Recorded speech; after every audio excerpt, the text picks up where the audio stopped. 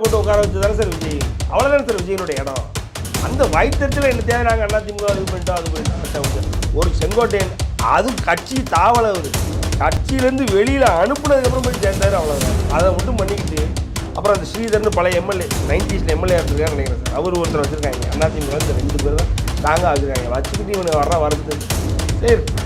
ஸ்டாலினுக்கு முன்னாடியே சிஎம் ஆனவர் எடப்பாடியாரு. இப்படி அதை நம்ம எதிர்க்க முறையோட நல்லா பேசணுன்றதான் நம்ம கணக்கு. அதை தான் பண்ணிக்கிட்டு பேச்சாளர் ஒரு பேச்சு போட்டிக்கு தயார் பண்ணிட்டு போனால் எப்படி போவாரோ அந்த மாதிரி தான் விஜய் போகிறாரு. மாறாக அவர் எழுதி வச்சு பேசணும். அதையும் பார்த்து படிக்கும்போது அது ஒரு என்ன சொல்றது, ஒரு எழுத்து கூட்டி படிக்கும். அங்கே அப்படியே பேண்ட்டை உதவி கொடுப்பானு தெரியுங்களா, அது மலேசியா அடிட்டு ரொம்ப ஃபேமஸ் தான் அடி மலேசியா அடி கொடுக்குறாங்களா.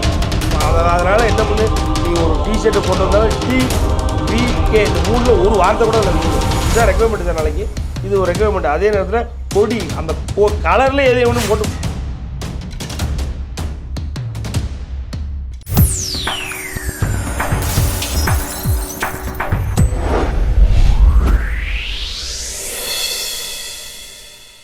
வணக்கம், இது கோல்டன் சான்ஸ் வழங்கும் அரசியல் களம். இன்றைய அரசியல் களம் நிகழ்ச்சியில் நம்மோடு இணைந்திருப்பவர் திரு சத்யன் ராமசாமி அவர்கள். வணக்கம். வணக்கம் சார். தாவேக்காவோட முக்கிய பிரமுகர் ஆதவ அர்ஜுனா இப்போ சமீபத்தில் பேசின ஒரு பேச்சு என்னன்னா, நாங்கள் செமிஃபைனலில் அதிமுக அடிச்சிட்டோம், இனிமேல் ஸ்ட்ரெயிட்டாக ஃபைனலில் திமுக வர்சஸ் தாவேக்கா தான் அப்படிங்கிறார். இந்த பேச்சு எப்படிப்பா? அவர் சும்மா தௌலத்து மாதிரி பேசிட்டே இருக்கார் சார். அவர் வாய் தான் சார், செயலில் ஒன்றும் இல்லை சார். இந்த பேச்சை கரூர் சம்பவத்துக்கு அப்புறம் அவர் நின்று பேசியிருந்தாருன்னா அவர் இந்த பேச்சுக்கெலாம் அவர் ஒரு ஆம்பளை சார். அவர் ஓடி போனார் சார். அவர் ஊராக ஓடி போய், அவர் தலைவர் ஓடி போயிட்டார், இவரும் ஊராக ஓடி போய் பேஸ்கெட் பால் மேட்ச்லாம் பார்க்க போயிட்டு ஜாலியாக சுற்றிக்கிட்டு இப்போ வந்துக்கிட்டு உட்காந்துட்டு இப்போ நான் அன்றைக்கி பேசுகிறேன், நான் எவ்வளோ பெரிய ரவுடி தெரியுமா, 6 மாதம் நான் எவ்வளோ பெரிய ரவுடின்னு காட்டுறேன் பாரு அப்படின்ற. அன்றைக்கி என்னன்னா ஏசுநாதர் விஜய் ஒன்று ஏடா எதையாவது பேசுகிறதுக்கு என்ன வேணாலும் பேசுகிறேன். ஏசுநாதர் விஜய் ஒன்றுனா கிறிஸ்தவனுக்கே அது பிடிக்குமா சார், விஜய்க்கே பிடிக்குமா? நீ பாட்டு நீ கிறிஸ்தவன் தான், அதுக்குன்னு ஏசுநாதர் விஜய் ஒன்றுன்னு பேசுகிற அளவுக்கு அந்தாலும் ஏதோ வாய்க்கு வந்தாலும் பேசிக்கிட்டு இருக்காங்க சார். அதெல்லாம் ஒன்றும், அதனால் அதெல்லாம் சிரிச்சுட்டு போயிடும் சார். நம்ம அதெல்லாம் பெருசாக பேசிக்கிட்டு இருக்கோம். ஏன்னா ஆதவ அர்ஜுனான்றது யார், திமுகட்ட ட்ரை பண்ணார், திமுக நீ இதுக்கு சரிப்பட்டு வர மாட்டேன்னு வெளியில் அனுப்பிடுச்சு, விசிகா நீ இதுக்கு லாய்க்கு வர மாட்டேன்னு வெளியில் அனுப்பிடுச்சு.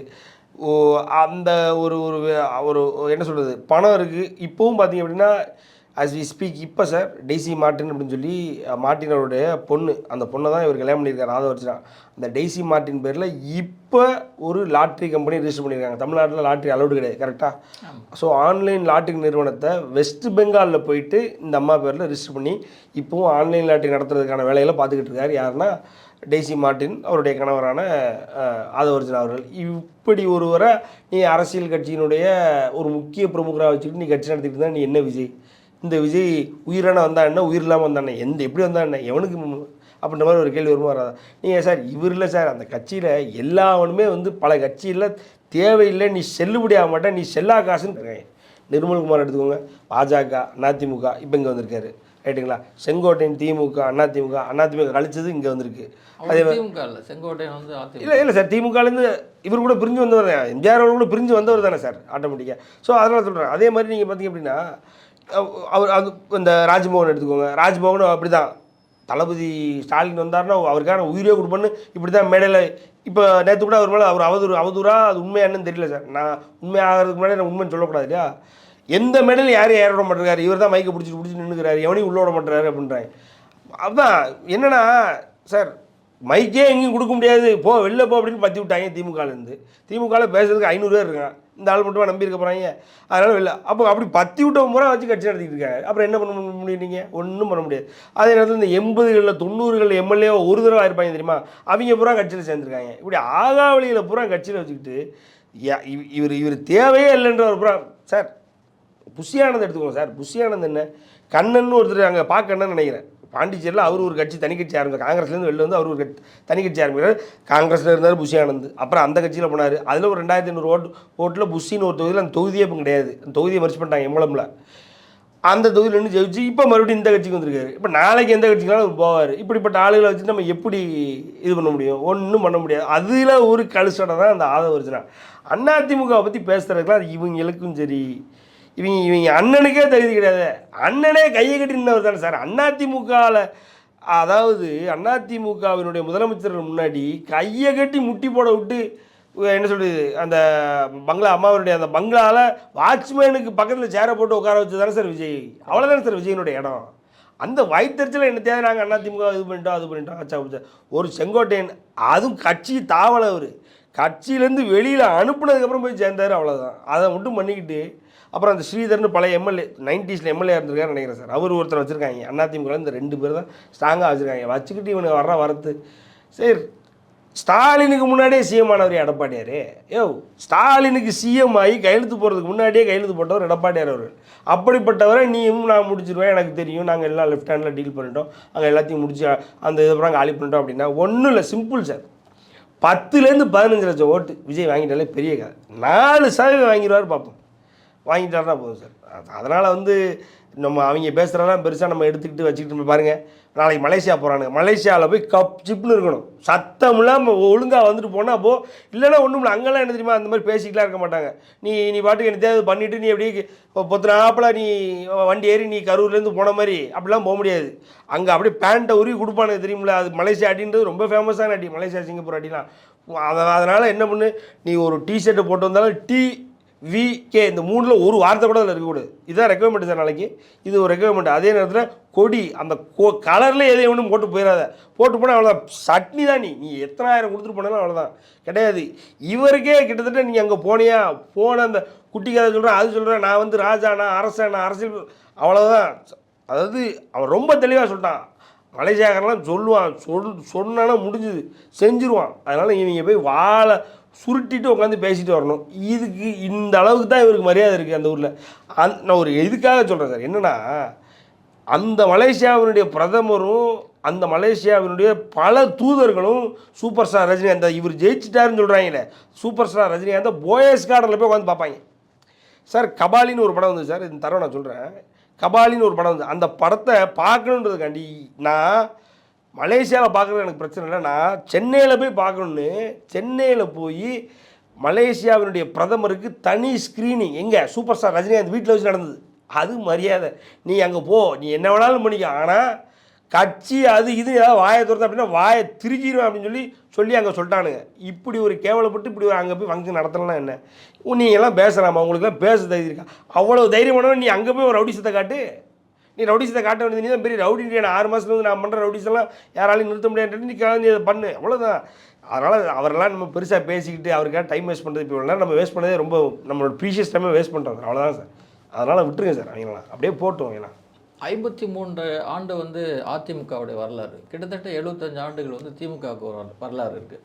இப்போ தான் இன்னும் ஒரு வருடம் கூட கட்சி ஆரம்பித்து ஒரு தேர்தலை சந்திக்காத இந்த சூழ்நிலையே திமுக வர்சஸ் டிவிகேன்னு ஒரு நரேட் செட் பண்ணுறாங்க.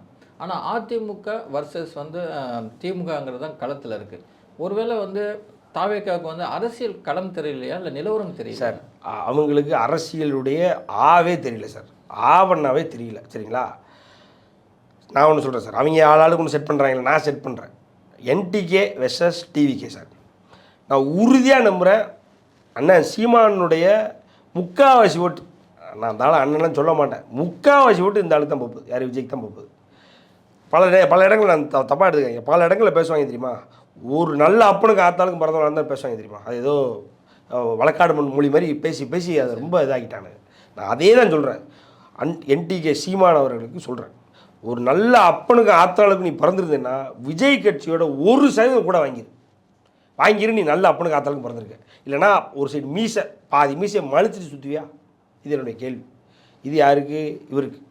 அதே மாதிரி விஜய்க்கும் சார், நீ இவ்வளோ தூரம் பேசுகிற இல்லை, நீ அதிமுக ஓட்டு வாக்கு சதவீதத்தில் பாதி வாக்கு, அது 10 வாங்குது, 5 வாங்குது, 1 வாங்குது, ரைட்டுங்களா? அது அதிமுகவினுடைய பலமோ பலவீனமோ, அது விட்டுருங்க. அதில் நீ பாதி வாங்கிரு, நீ ரவுடி தான், நீ ஆளினால் ரவுடி நான் ஏற்றுக்கிறேன். நீ எங்கே சொல்ல சொன்னாலும் விஜய் தான் மாசுன்னு நான் பேசுகிறேன். சார், என்னை தெரிஞ்சவனுக்கு சொல்கிறேன் சார், தெரியும், என்னை தெரியாதுன்னு சொல்கிறேன், விஜயினுடைய மிக முக்கியமான விமர்சகராக நான் இருந்திருக்கேன் சார், ரைட்டுங்களா? என்னை பற்றி தெரிஞ்சவங்களாம் தெரியும் சார். அதனால் அதை மறைச்சிட்டு நான் விஜய் தான் பெஸ்ட்டு நான் பேச தயாராக இருக்கேன் சார்.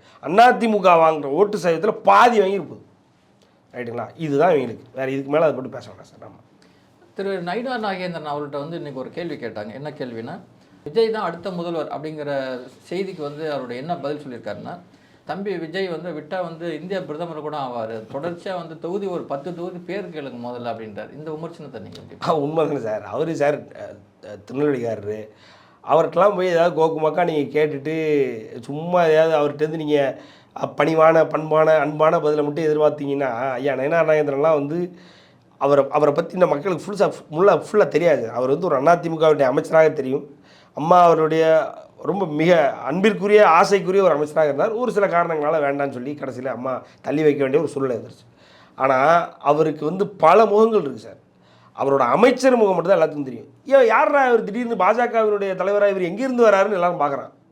அப்போ பாஜகவினுடைய தலைமைக்கு ஏறக்குறைய தேசிய கட்சி 20 ஸ்டேட்டுக்கு மேலே இருக்கக்கூடிய ஒரு கட்சி, அந்த கட்சியினுடைய தலைமை மோடியினுடைய ஆசீர்வாதத்தோட, அமித்ஷாவினுடைய ஆசீர்வாதத்தோட இங்கே ஒருவர் வந்து பாஜகவினுடைய தலைமையிடத்தை வந்து ஒருத்தர் நிரப்ப முடியும் அப்படின்னா அப்போ அவருக்கு ஏதோ ஒரு பவர் இருக்குல்ல. அப்போ அந்த பவரை பற்றி இவங்க யோசிக்க மாட்டாங்க. அப்படிப்பட்ட பவர்ஃபுல்லான மனுஷன் இருந்தாலும் பேசுனார்னா அவ்வளோ சூப்பராக இருக்கும் சார். அவர் பேசுனார்னா ஐயா பேசுனார் கேட்டுக்கிட்டே இருக்கலாம். அதே நேரத்தில் அவர் இவங்கள மாதிரி தேடி தேடி போய் எல்லா மைக்கு வாங்கி வாங்கி வச்சு பேசுவார்னா பேச மாட்டார். கொஞ்சம் 10 நிமிஷம் பேசினாலும் தேவையானதை பேசிட்டு தேவையில்லாத பேச மாட்டார். தேவையில்லாத மற்றவங்கள பேச விட மாட்டார். அப்படிப்பட்ட மனுஷன் அவர். அவ்வளோ தன்மையான மனுஷன். அப்போ நீ அவர்கிட்ட போய் நீ விஜய் சிஎம் பல பேர் சார் செங்கோட்டையன் வந்து இவரை வந்து ஜி ஐயா ஜி ஜி அப்படி தான் கொண்டு வரான். செங்கோட்டையன் வயசானவர், நமக்கு தெரியும், எல்லாருக்குமே மூத்தவர். அவர் எடப்பாடியார் அவர்களுக்கு மூத்தவர். செங்கோட்டையன் அவர்கள் அமைச்சராக இருக்கும் பொழுது ஐயா நயனார் நாகேந்திரன் அவர்களும் அமைச்சராக இருக்கிறார். அப்போ ஜி ஐயா அப்படின்ற மாதிரி கூப்பிட்ற அளவுக்கு இவருக்கான அந்தஸ்து இருந்திருக்கு. நீங்கள் யோசிங்க. அப்போது அப்படி ஒரு அந்தஸ்தான ஒரு மனிதர். ஏன்னா இப்போ ஒரு பலதரப்பட்ட மனிதர். அவர்கிட்ட போய் நீ ஐயா இல்லை என்ன எப்படின்னா நீங்கள் பாட்டுக்கு ஏதோ சும்மா சொல்லிக்கிட்டே இருக்கீங்க விஜய் தான் சிஎம் போயா என்ன சொல்லிட்டு இருக்க நீ அப்படி திருப்பி கேட்பாரா இல்லையா? அப்படித்தான் கேட்டேன். அந்த ஆளுக்கு ஒன்றுமே தெரியான்றது உண்மை தானே சார். இப்போ ஈரோடுக்கு போனால் அங்கே என்ன ஃபேமஸோ அதை பேசுகிறது, கரூருக்கு போனால் அங்கே என்ன ஃபேமஸ்ஸு, அதே நேரத்தில் நாளைக்கு எந்த ஊருக்கு போனாலும் அந்த ஊரில் என்ன ஃபேமஸோ, அந்த ஊரில் யார் எந்த அரசியல்வாதி ஃபேமஸ், இதை பேசிட்டு வந்துட்டு இருக்காரு. இது என்ன நம்ம இதெல்லாம் எப்போ பேசுவோம்னா இந்த சின்ன வயசில் பேச்சு போட்டிலாம் இருக்கும். அப்போ இந்த தலைப்புன்னு கொடுத்துருவாங்க. அந்த தலைப்பை பற்றி அந்த தலைப்பில் உள்ள நிறைய உரையெல்லாம் நம்ம எழுதிட்டு வருவோம். முதல்ல எடுத்தோன்னு நிறைய சொல்லுவோம், அப்புறம் குறையப்புறம் சொல்லுவோம். குறையப்புறம் சொல்லி அதை நம்ம எதிர்கை முனையோட நல்லா பேசணுன்றது தான் நம்மளுக்கான அதை தான் பண்ணிக்கிட்டு இருக்காரு. ஒரு பேச்சாளர் ஒரு பேச்சு போட்டிக்கு தயார் பண்ணிட்டு போனால் எப்படி போவாரோ அந்த மாதிரி தான் விஜய் போகிறாரு. மாறாக அவர் எழுதி வச்சுட்டு போயிடுறாரு. அதையும் பார்த்து படிக்கும்போது அது ஒரு ஒரு ஒரு என்ன சொல்லுது, ஒரு எழுத்துக்கூட்டி படிக்கிற அளவுக்கு ஒரு மோசமான ஒரு ஒரு ஒரு வாசிப்பை பண்ணுறாரு. அதை கேட்குறதுக்கே நமக்கு நல்லா இல்லை. அந்த மாதிரி தான் பேசிக்கிட்டு இருக்காரு. அவருக்கு என்ன தெரியும் இப்போ வரைக்கும்? அவருக்கு என்ன தெரியும்னா எதுவுமே தெரியல. பார்த்தீங்கன்னா நாமக்கல்லில் போனார். நாமக்கல்லில் போயிட்டு நாமக்கல் கவிஞருக்கு மண்டபம் கட்டலை அப்படின்னு அதில் எழுதி கொடுத்துருக்காங்க சொல்லிட்டு வந்தார். நாமக்கலுடைய எம்எல்ஏ அடுத்தது ஒரு பேட்டரோட போகிறார். ஒரு டீமோட போகிறார். ஐயா இதுதான் பாருங்கள் மண்டபம், இது கெட்டியாச்சு, அந்த ஆள்கிட்ட சொல்லுங்கள். அவருக்கு சொல்லலைனாலும் அவருக்கு எவன் எழுதி கொடுக்குறானோ அவன்கிட்டயாவது சொல்லுங்கள். கண்டதை எழுதி கொடுக்க சொல்லாதீங்க. பாண்டிச்சேரியில் ரேஷன் கடை இல்லைன்ட்டாரு. அங்கேருந்து பொழக்கிறானு. நீ பாண்டிச்சேரிக்குள்ளே வந்தா அவ்வளோதான். ஏற்கனவே பாண்டிச்சேரியில் தெரியுமில்ல, போன இடத்துல 12 நிமிஷம் தான் பேசிட்டு பொதுச் செயலாளர் கையிலேருந்து மைக்க பிடிக்கும் வேலையை பார்த்துட்டு போய் சும்மா ஏதாவது பேசிக்கிட்டு இருக்காங்க. அனுப்புனாங்களா இல்லையா? புஷி அடித்து விரட்டினாங்களா இல்லையா? பார்த்தோமா இல்லையா? பாண்டிச்சேரிக்குள்ளே இனிமேல் போக முடியாது. பாண்டிச்சேரியில் ரேஷன் கடை இல்லை அப்படின்ட்டார். ரேஷன் கடை பாண்டிச்சேரியில் ஜெயிச்சேன்னு போயிட்டுருக்கு, உன் வேலையை பாரு அப்படின்னு சொல்லி அனுப்பிட்டாங்க. இதே மாதிரி தான் நாமக்கல்லையும் போய் அப்படி மண்டபம் இல்லாமல் எம்எல்ஏ இதெல்லாம் மண்டபம்லாம் இருக்குது.